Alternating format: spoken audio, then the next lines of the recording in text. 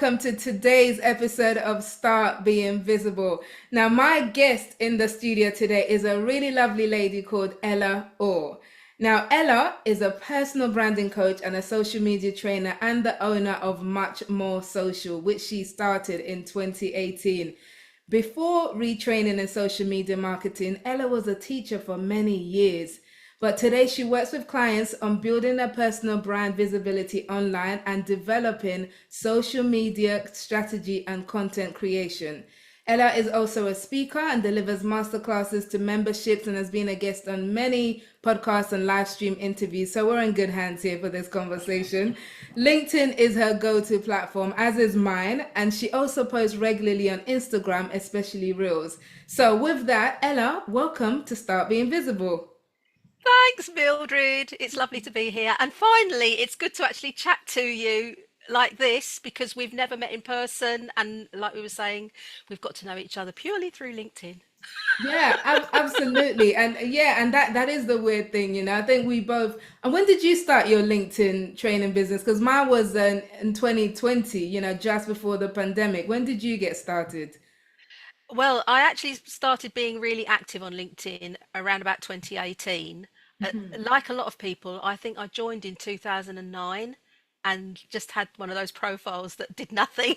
And then when I retrained in social media marketing, which I'm going to talk about obviously on this podcast, when I retrained, I then realized that actually I needed to get with it on LinkedIn. And that was how I got into it. And then obviously using my teaching background, I've been helping people with their own LinkedIn as well. Okay, because with your bio as well, you talked about LinkedIn being your main platform and Yeah. Instagram, but I actually see you on TikTok too, because I follow you on TikTok and I don't post much on TikTok. I give them No. my LinkedIn leftovers, I give them my scraps, you know, but I've definitely seen you there. Yeah, yeah, and I've not been as active on TikTok recently, mainly because there's been, the whole sort of like it's a bit kind of like uncertainty about TikTok as a platform, but it's just, but the reason why I have got TikTok and why I have posted on there, and I will go back to it eventually, but it's been a brilliant training ground for me in terms of doing short video, yeah, short form video. So that whole idea of the fact that you've just got to have that message, get it down on the video, and then go away again, sort of thing, which is what is and yeah, and I actually do like the creative side of TikTok as well. So yeah, if anybody wants to check me out on TikTok, I just talk purely about LinkedIn. You know? Ah. Yeah, that's exactly what I use my TikTok for, to do videos about why you should be over on LinkedIn. Yeah, yeah. And also the thing is, Mildred, I think as someone who works in social media, I think it's, the onus is on me to get to at least use these other platforms, even if I don't actually promote them in my business as as part of my business offerings. I do obviously want to know about them and use them because anybody could come along to me sometime and say, oh, I want to have a thread strategy, or I want to know about blue sky or something like that. And I think, well, at least if I know my way around the platform and how it works and have some presence on it, then I can help people. Yeah. Are you on Threads, by the way? Because I tried it out for a Yeah. little bit and then I abandoned it. Yeah, I am on it, but I don't post anything strategic on it. But I do, I kind of use it like the old X. So I do use it for a bit of like, dare I say, mindless scrolling. But I think the thing is that there are people on there who I align with. So I like the convers. Obviously I can see where those people who I follow on LinkedIn and on Instagram in a sort of professional capacity, they go to Threads to basically let off steam or talk about other stuff like the favorite TV programs they're watching. So Yeah.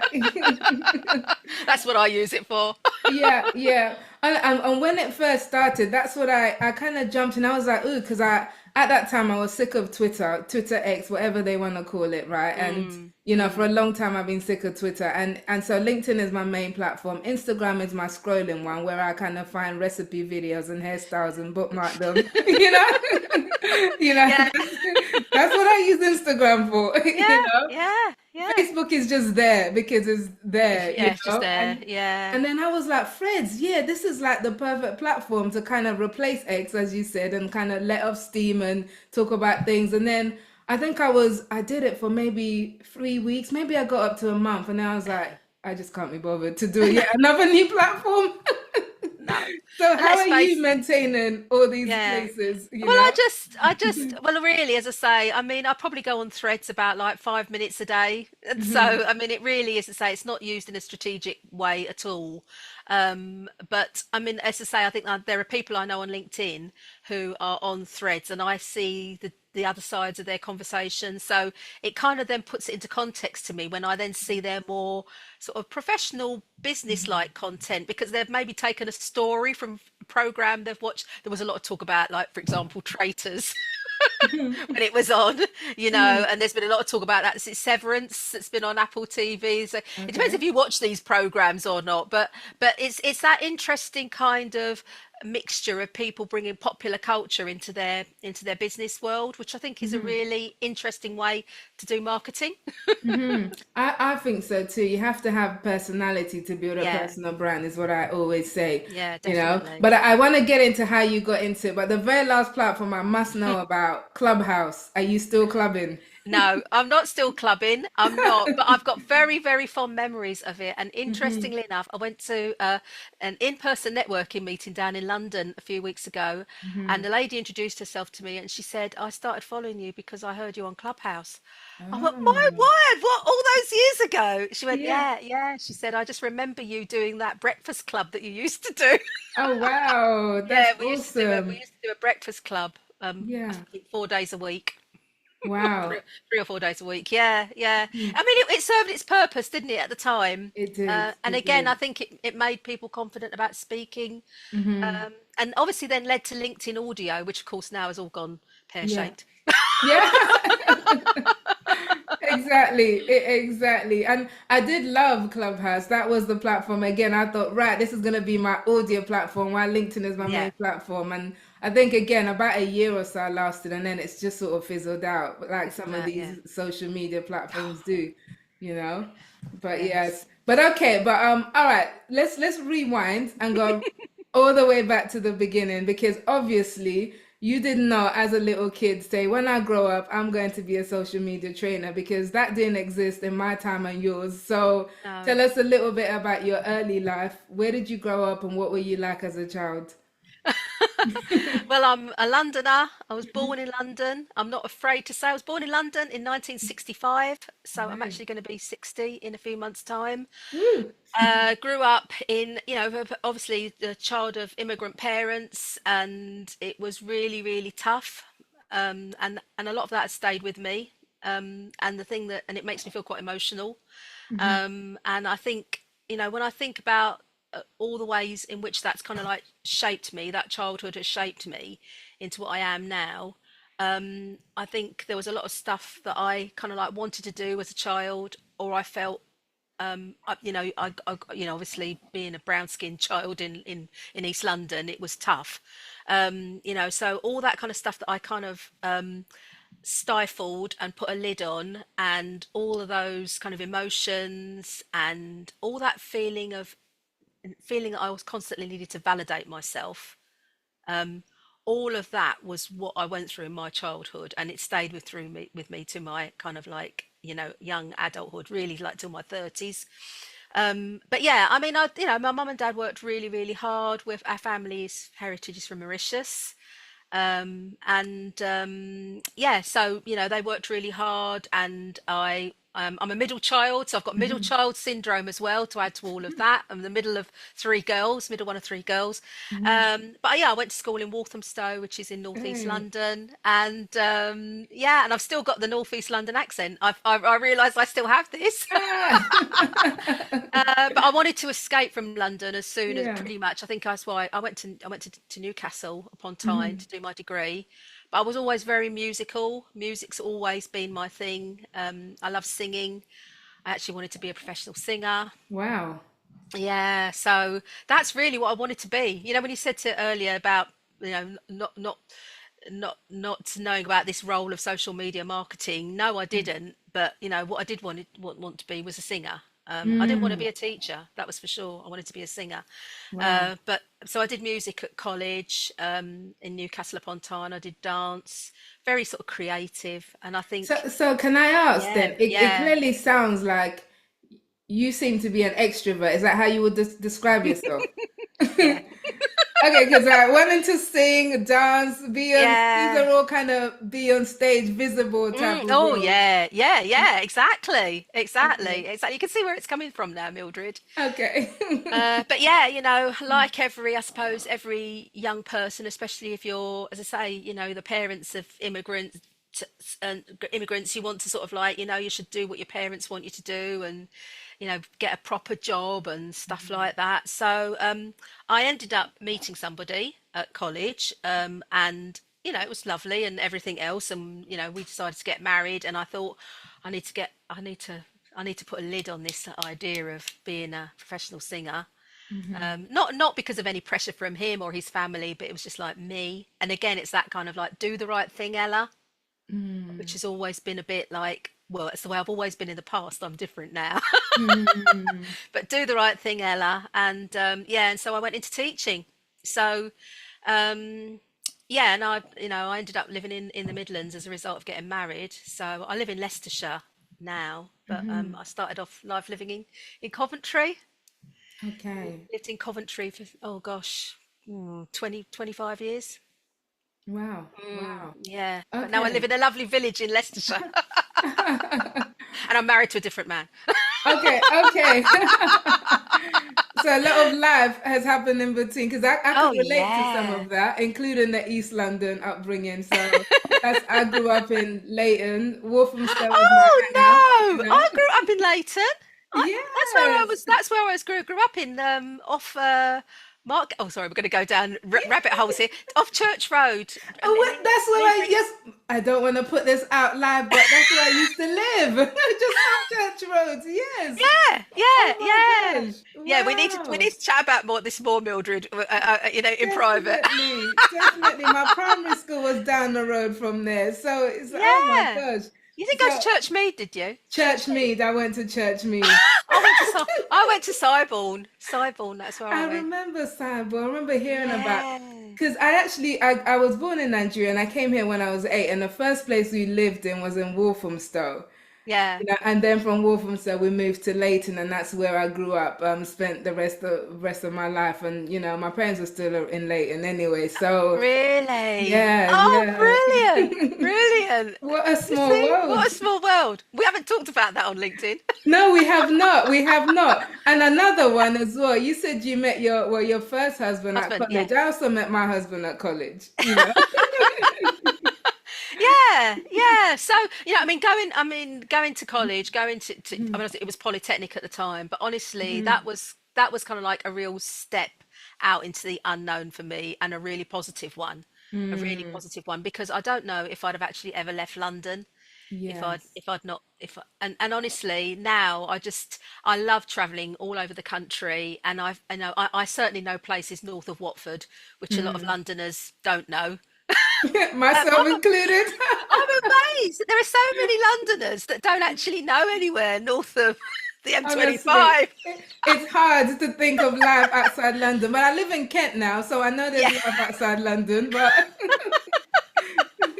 yeah, yeah. So it's been, it's been really, really good. It's been good, but yeah. So that was my kind of early life, really. okay. Okay, so you had this passion for singing. I can imagine you were pretty good, and then you decided to drop it and do the sensible thing and become a teacher. Were Mm. you first? Was it primary or secondary? And then secondly, were you happy doing that? It was primary education, Mhm, and yeah, I absolutely loved it. I loved it. mhm, And again, we're going back a few years here. This is the late 80s when I retrained. Sorry, mhm, when I trained originally. And obviously, the education system was very different then. It wasn't quite as much as, like free play and, you did what you wanted sort of thing, but there was a lot more flexibility for teachers in mm, terms of adapting the curriculum to the needs of their children. National curriculum had just been introduced, but it was still there was still a chance for teachers to be creative. And I think as we moved further and further on, and Ofsted got introduced, and whatever inspections, league tables, assessments, end of key stage assessments, and all that kind of thing. That's, I think, to a certain extent, what sapped the life out of teaching for me. And Yeah. actually, after 13 years in the primary school classroom, and I mean, we're being frank here, so I mean, I did kind of like probably have like pretty much a nervous breakdown. Um, yeah, it was Yeah. terrible because our school was in a very poor part of Coventry, very deprived area. And it was very, very difficult for our children to achieve, well, first of all, just to come to school and be ready to learn. They weren't as challenging as they are now, but and I know there's a lot of challenging children for all kinds of reasons, and this isn't a judgment at all about challenging children. It's about the fact that I think our education system doesn't meet their needs. Yeah. But even then, there were kids who I just thought, why do they have to do these assessments, and and the pressure on the teachers as well. So I Yeah. left. I left after 13 years, but and I actually managed to get two jobs working with education charities. But then I went back into education, the more kind of like recognised formal education, and went to teach adults instead. Well, post 16s, and then adults. But again, it was the same thing of it doesn't matter if they're doing travel and tourism or catering, engineering, hairdressing. They've still got to get their maths and English. Yes. And that's been it was quite a struggle, all of that, that Yeah. it was the bureaucratic side of education that Yeah, I found that drove hard. you out. And I'm seeing this firsthand because my husband's a primary school teacher, you know. Ah, yeah, So he's yeah. he's actually no, he's doing his qualification right now, and he's gonna be done in a few months. He worked in teaching like for his whole life, but he didn't want to go in as a teacher because he saw some of this, and then finally decided like, fine, let me do it, and he's doing it. And my God, seeing it behind the scenes, like the workload as well for teachers, and as you said, like the bureaucracy, the lack of creativity, and actually really interacting with kids is Mm. my eyes have been open in a completely different way. And now when teachers go on strike, I'm like, yeah, I understand. Yeah, I exactly, understand why they exactly. work hard for not that much pay. No, well, no, no, exactly. When you see how much they have to do, it's not a great career to go into as a graduate, Mm, and you can see why it is they're struggling to get teachers. yeah, yeah, So yeah, wow. but I did manage to escape, kind of, because I've still got the teaching bug within me, and I love that that relationship that you have with someone who's learning, the fact that they are relying on you for your knowledge and expertise, and when you see them, the light bulb moment go off, or you see them putting into practice what you've taught them, it's fantastic. It's Yeah, fantastic. So. yeah. I love that. So then why social media? Because there was so much else you could have done. And by the way, at any point, did you ever consider going back into singing music before you then decided social media was your pathway? Well, the singing always continued. Anyway, I mean, I sang in a couple of bands, Ooh, things nice. like that. Yeah, I was like lead Give us singing. some videos on LinkedIn. Dig them up. Yeah, I was singing like sort of. We used to sing at weddings and golf club do's and stuff like that. I sang in a cabaret band, and then I did like a little bit of musical theatre and choirs and stuff like that. So it always was there. And when I was younger, I kind of did a few talent shows, these talent shows you could do and things. I thought, oh, I might get my break. But no, I mean, obviously, I mean, I still absolutely love singing. I still sing in a choir now. Um, but yeah, what happened was that again, again, it was the kind of bureaucracy that got to me, all the paperwork and the admin of being in even in adult education and then in community learning, which was where I actually finished my teaching career formally, I suppose you could say, because that was in like mid 20, yeah, about 2016 it was. And I remember it because it was the year that my mum died. So my mum passed away, I was still in education, and understandably, I sort of went very downhill, as you do when you lose a parent. I'd lost Hmm. both my parents by this time because my dad passed away in 2004. And I just thought, what's the point of all of this? I was getting really, really low, really depressed, even though I was happily married and I've got my daughter and everything. I just thought, I just feel really, really fed up, and was finding a lot of what I was doing very meaningless and Hmm. pointless, and really kind of started spiraling downwards and downwards and downwards.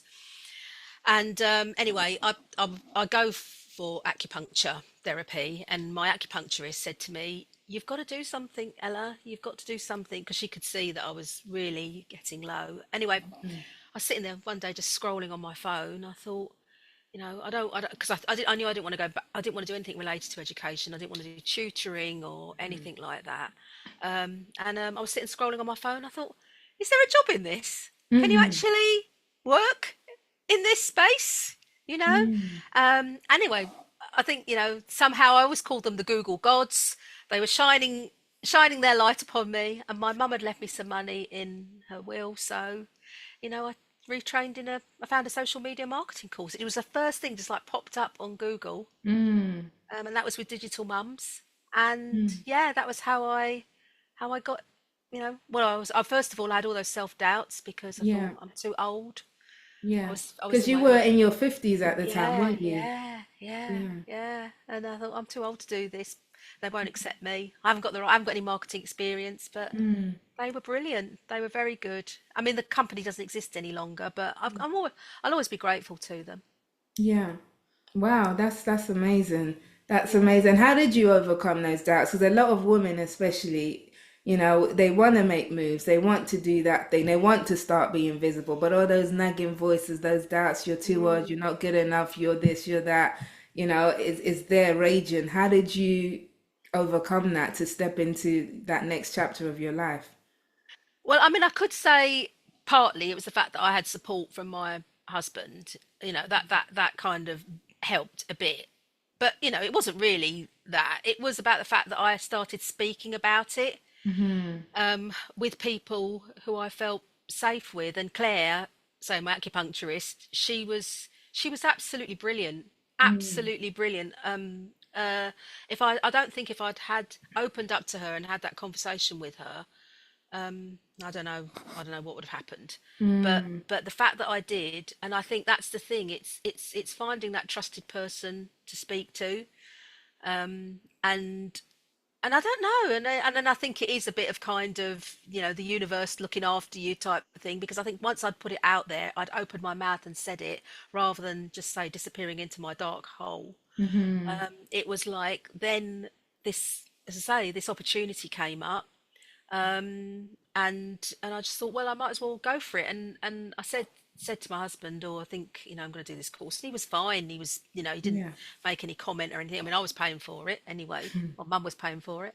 Hmm. So yeah, that, I think, if I was to advise anybody, like if I know it's in a way you have to sort of like you have to go to the darkest places really in order to make realize that change must happen. Change must happen. But Hmm. but I think we are very good as women, especially with suppressing our feelings, putting other people before ourselves, and also not actually realizing that this is your life. I think that was the thing that was for me was I could look at the reason I wanted to get out of teaching was because I kept thinking I'm just going to work every day, and all I can see is in 10 years time me getting my pension, and I'm kind of like wishing my life away. And Hmm. I didn't want that. I didn't Hmm. want that. Oh, I thought, I mean, seeing Mum's life kind of encapsulated in those years that she was, on this planet. It's kind of like, right, that's the amount of time that a person has. So it's like, Yeah. if I've got this amount of time, what am I going to do with the rest of it? Yeah. Yeah. That's what really brought it home to me, that I had to do something rather than just sitting tight and thinking, oh, well, I'll get my pension in 10 years' time. Mm, yeah, I get, and I love what you said about change must happen. It's like a mandate almost, to yourself, because there's a difference between existing and actually living, Mm, and so many people unfortunately exist. They just mm, go to work, you come home, you're doing the thing, and as you said, you're looking forward to retire at 65, 70. They keep moving the mm. goalpost. Yeah, yeah, Yeah, and it's like you do work all your life, retire for what when you no longer have the energy or strength to actually do the things exactly. that you wanted to do way beforehand. So yeah, Yeah. I love that you went for it, despite all the fears and doubts or whatever else. Yeah, yeah. And obviously, I was in a car. It could have been quite easy for me because this was like a teacher's pension because Mm, you get a a pension at 60 as a teacher. yeah. But but then I just thought, but that's 10 years away because it was like almost 10 years. I thought I'm Hmm. going to spend the next 10 years wasting my life to a certain extent. I Mm, think that's the thing. If you are struggling and thinking, I want to make change, but I can't. Think about the more time that you spend dwelling on it, the more time you're wasting. And time is only moving one way. hmm. So I know it sounds quite deep to say that, but Yeah. it's true. It's the truth. Yeah, yeah, it's Yeah. definitely the truth. And I think we do need to be reminded of that every now and again that, this is all you have. This life is Yeah. what you have. You have to make the most of it while you're here. And you don't know how long you're gonna be here for, Mm, how healthy you're gonna be, or mm, anything like that. Just go for it. So I yeah. love that. So what for you were the biggest challenges then that you faced in transitioning from an educator to an entrepreneur? Because up until then you didn't have any business experience, right? No, none whatsoever. And I think the Okay. thing is that the biggest shock for me, and this I know that my clients can relate to this, is the Mhm. fact that it's that moving in away from the safety and security of a corporate life or a kind of corporate role or an institutionalized role, which is what education is. You're working Mhm. within an institution, you're working for a school, a college, whatever it is, and you're being told what to do. You're being told Mm. what the goals are. You're being told that if you achieve this, that will be a good year for us, or you get so many students through doing this, or whatever, that will be a good year for us. Um, Now, then as a business owner, you're kind of like, it's like, right, you tell me what your goals are. Mhm. You know, Yeah. what are you? That little voice in your head is going, Ella, do you know what your goals are? What are you Yeah. trying to achieve with this business? It's like, oh, I want someone to come and tell me what to do. Yeah, it's a whole different ball game when you're the one calling the shots. Yeah. Yeah, it's that accountability Mhm. and the fact that you set the objectives, you set the goal, you set the mission, and that's quite a when I think about that, it's quite a big thing. Yeah. Yeah. It's not Absolutely. it's not straightforward. It's not straightforward. So Yeah. yeah. And in that process, what made you decide to make LinkedIn your primary platform? Had you at this point seen some kind of little trails or evidence that made you think that this is the Yeah. place that is going to be a game changer for me? Well, I think it was when I started invest after I did the digital mums training. I was floundering around, kind of like not quite sure what I wanted to do with the social media marketing because I was going for a lot of jobs, but we were all going for the same jobs. All of us that had graduated from this course, and I mean, there would be cohorts of graduates every month. So Mm, you were always, competing with other people, which was fine. But I just thought I need to find a way to stand out. mhm, And I had invested some money in doing another being part of a membership, and they started talking about personal branding in this mhm, membership, and that was how I got into the idea of personal branding, and I thought, right, okay, what if I'm going to develop my personal brand, look at what my strengths and my expertise and my, what my passions are far as social media are concerned, where does that lie? And I thought, well, if I just kind of like, and also I need to stand out anyway because yeah, I didn't have any marketing background. I didn't have anybody who could do any favors for me or open any doors for me. mhm, I just thought everybody seemed to be on Instagram and Facebook and Twitter at the time.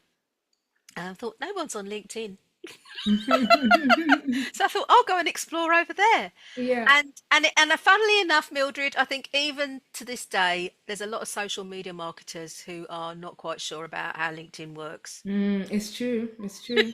Yeah. So so Yeah. I just decided to set my stall up there, and of course it fitted in perfectly with my move towards wanting to learn more about personal brand. And I was again lucky because I just did, I think it was, I was kind of, again, I was kind of like reposting stuff, and I was talking about stuff related to items that LinkedIn suggests, and I'd be making posts about that and getting absolute, tumbleweed on my posts. Nobody Mm, was looking at them. And then I did a video one day, and it was seen by people who are LinkedIn trainers and LinkedIn specialists, and then they started saying, "Oh, come and connect with me." And that was how hey. my and because I was connected to them, and they've got reasonable audiences, or they've got even bigger audiences now. I was finding this is the way to do it. You do have to do a bit of piggybacking. Mm, yeah, connecting with other people. Yeah, LinkedIn is a community, in Yes, terms of the yeah, platform. It's not, you're not gonna succeed if you just kind of put your own stuff out there, clear off, come back again, put some more stuff out there. It's yeah, that whole connecting, engaging with people, connecting with peers, thought leaders, influencers, your exactly. followers. Like there's so much of that element of it that people don't realize actually needs to happen to successfully build your personal brand on LinkedIn. Yeah, So yeah, yeah. it's how we connected, Exactly, exactly, exactly. And the Yeah. more that you delve into LinkedIn, even though it's got its quirks and idiosyncrasies and everything else, but the more you dig into it, you do realize that there's a wealth of stuff in there that you can really use to find people who Yeah. are your people to build your community. Yeah.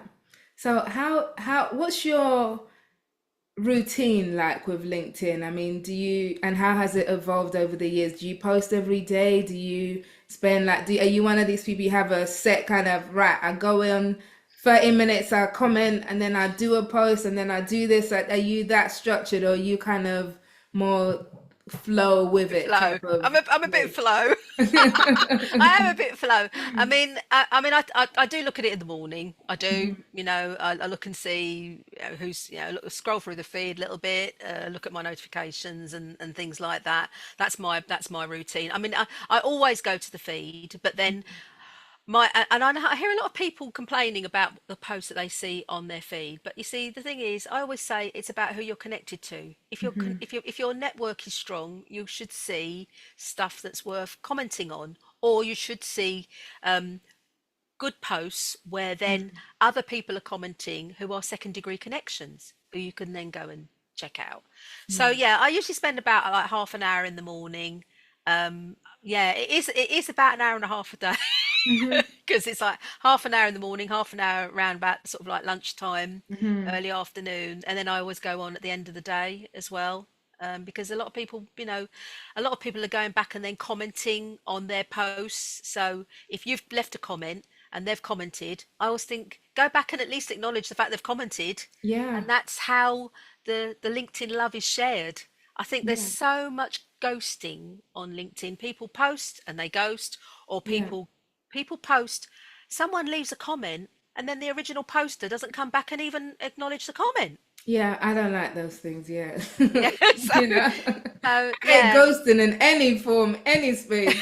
Employment, ghosting, hate yeah, it. People who yeah. book sales call, hate it. Yeah, exactly. You've gone to all that trouble, Mm, so yeah, and my routine has changed a little bit recent, more over the last 18 months. I've been a lot more focused because um I've never been that good at keeping conversations going with people in the DMs.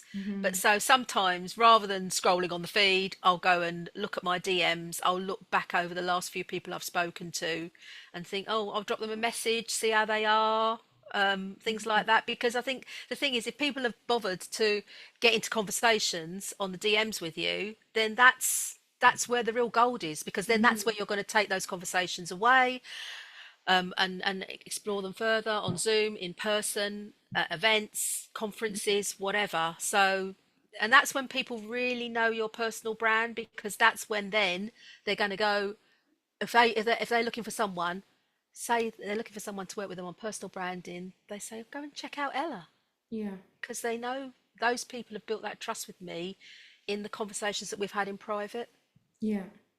How long did it take you before you saw some traction in your activity? And then so that's one side. So traction in terms of your LinkedIn really taking off. And then how long did it take for that to translate into business success, as in money in your bank? Yeah, yeah, yeah. It didn't take long because Hmm. I mean I did have, and I'm going to give him a mention because Hmm. he's still my like a bit like my LinkedIn mentor, sort of John Aspirian, Yeah. who was who I connected with, and John and John gave me like lots of really good advice about, building my connections up and getting them to a point where I'd get that respect, that respect on LinkedIn, because I think people still look at how many followers you've got, Hmm. don't they? I do. And I think, if you get beyond 1,000 followers, then people are like, yeah, that person, they've got some cred, they've got credibility Hmm. about them. So I did spend time doing the things that John and other LinkedIn trainers said. I was going and commenting on posts. I was making sure my profile was optimized.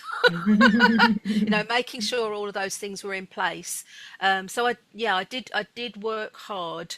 And I still do now, but in the beginning, I worked hard to make sure that my LinkedIn profile was somewhere when people came and looked at it, they thought, right, this woman is worth finding out more about.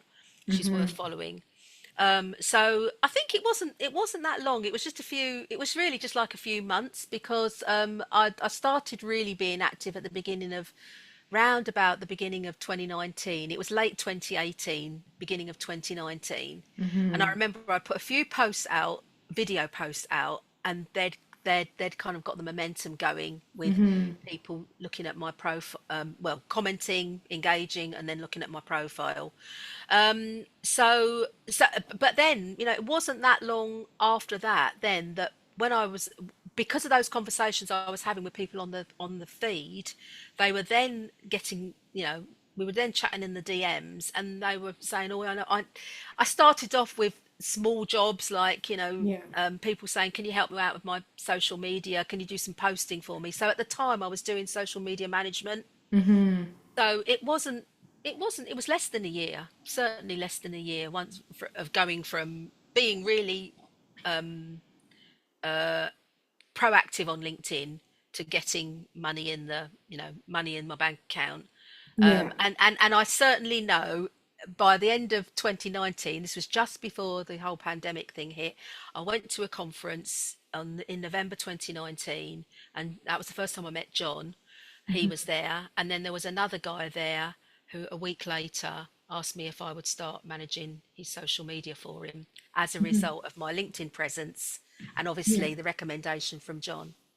Yeah. That was like It, 11 yeah. months later. I love that. I love the truth that it does take time.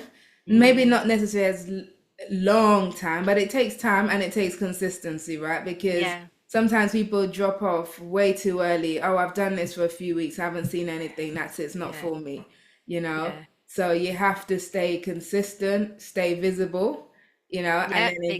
eventually, as you refine your personal brand, etc., you will start to attract your people and the opportunities will come as well, you know? Exactly, exactly. And I think that's the thing, I mean, I was kind of like proving to people that mattered, i.e., other LinkedIn trainers and specialists who I do Mhm. see as the people to go to if you've got a question or a query about LinkedIn. I was being trusted by them. They were giving me Mhm. nice shouts on LinkedIn. I remember Yeah. at the time when they were doing things like, "Oh, you must follow, my recommendation this week of someone to follow." I was getting posts like that about me. And I Mhm. thought, wow, this person in the States who's got however many followers is giving Mhm. me a shout. This is Yeah. incredible. This is incredible. Whereas if I just stayed as little old Ella Mhm. and just turned up on LinkedIn once a week and not commented, not posted, not put myself out there, I Mhm. wouldn't have been seen by those people who are the influencers, and they have given me a helping hand, and now I feel like I do the payback because Mhm. I when I see new people posting on LinkedIn, I'll give them a shout. I'll recommend them in my email newsletter or whatever, because I think Hmm. we all need that. That's where the community comes, as you say, Mildred. Yeah, absolutely. Definitely needs, and that makes it so much better. And that's how my Visible Women Tribe grew from that. The whole community that formed itself based on me showing up and the posts and interacting with all these amazing ladies on LinkedIn. But I want to ask, and about the so on that side, so while you're waiting for things to happen, clearly this is the first time you've gone into business. Before you had a paycheck you relied on every month, you knew what was coming in, and you had that. What were some of the thoughts that were going through your head? I don't know, maybe the first month that you didn't have your paycheck Yeah. from your job and you were relying on the business. Like, how was that time for you, and how did you get over that and stay the course?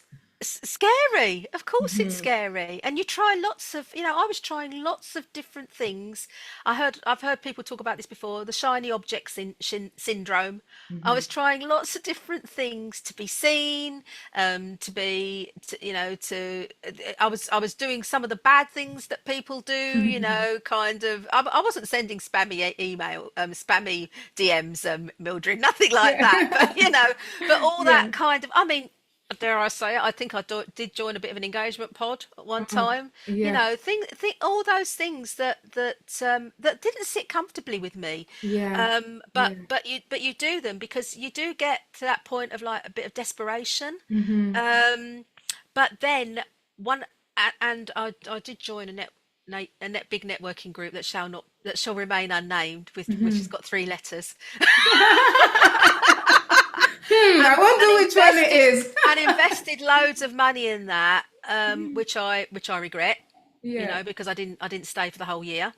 But then I was kind of rescued by someone who wanted to offer me business coaching, at a cut rate price, because Hmm. again she put her trust in me. I mean, it was somebody I'd met through Digital Mums, Hmm. but she was doing a kind of, a preliminary membership, so it was being offered at a low rate, and she said, "Look, come in, forget the networking, the mindless networking that you're waking up for at 5 o'clock in the morning to go to.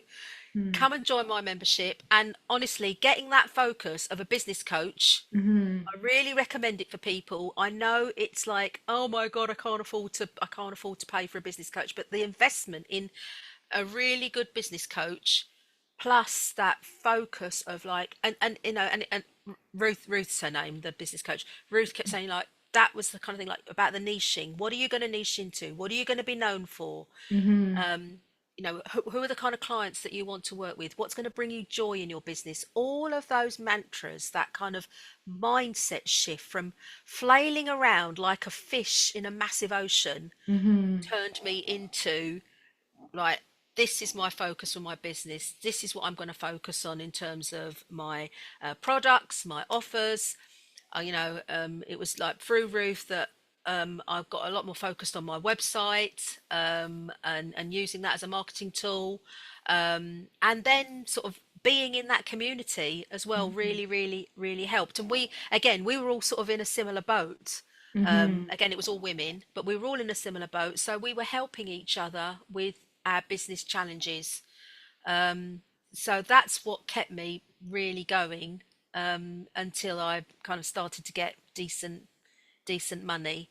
But but the other thing was, of course, I was coming out of another job, so I Yeah. did keep that on for a little bit. But then I realised, again, I think that's the mindset thing. You have to make a decision if you're Yeah. transitioning from one career to another. You have to say, right, this is the cut-off point Yeah. in, and set the date, and you work towards that, 90-day goal or whatever it is, Hmm. because Yeah. otherwise you can't otherwise psychologically you will never call yourself that new role that you're in. I had to stop calling myself a teacher and start saying I'm a social media marketer. Yeah. Yeah. It's a whole new identity, work identity that you have to take on and Oh yeah. embrace.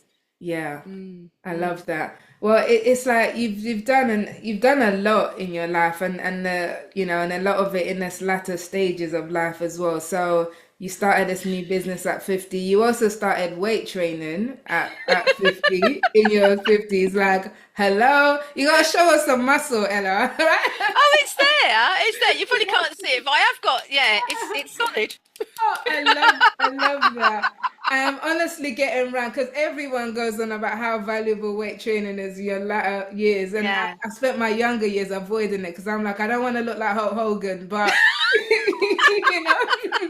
But now I'm like, yeah. I'm ready for it. People like you inspire me. I'm like, I've got to get in that gym and find some heavy weights to lift, right? You Yeah, know? but again, the thing is, this is where I think everything kind of like aligning in my life, because Hmm. I wouldn't have started the weight training if I hadn't started doing the social media marketing. Because Wow. we had to do a project for the digital mums course, and we were being asked, what do you want to focus your project on, your final, end of course project. And I thought, well, what can I do it on? I could do it around Mhm. education or schools or the community that I live in. And I thought, actually, one of the things that I had been doing was start to do a lot more exercise and seeing the benefit of it. Especially I was going through the menopause and everything else. So I thought I'll focus it on middle-aged women staying active, and the Mm. benefits of it. And then people were saying to me, "Oh, have you got a PT?" And I went, Mm. "No, I haven't got a PT. I've no." Yeah. So it happened to be World Fitness Day or something like that, and one of the local gyms was offering PT, a free PT session. Anyway, long story short, I met Kerry, my PT, and we're still together now. So again, Fantastic. that was back in 2017. I think it was when I was doing the training. So 8 years she's been my PT. Wow. So your So personal trainers had you like on this path and committed, and yeah, I love that. yeah, yeah, exactly, exactly. And again, that whole thing about the holistic life Hmm. of work-life balance, but also finding something that feeds into your business mindset. I mean, obviously, any kind of physical activity where you're having to push yourself, reach for the next goal, all of that kind of thing. There's parallels with that in running your Yeah, business. there is. Wonderful. And I want to end with this because it's been so great and could talk to you all day, Ella. I love it.